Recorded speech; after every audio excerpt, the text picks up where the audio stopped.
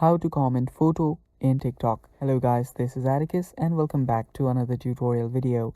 In today's video, I'll teach you guys how you can comment a photo in TikTok.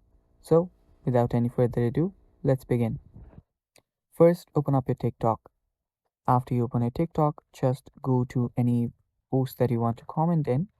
So let me just go to the comment section here, and here tap on add comment. Now after you do that, you should be able to see a camera icon right here.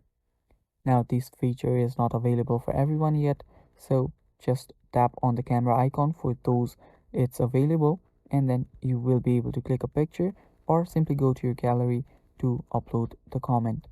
So just select that option and do it. Now if you don't have this option here, just go to your app store and search for TikTok. Search for TikTok here and open it up. Now here, if you see an update available, tap on update and update your TikTok app, and you should be able to get the update. And that is basically how you comment photo on TikTok, guys. Thanks for watching. That is all for this video. Stay tuned for more.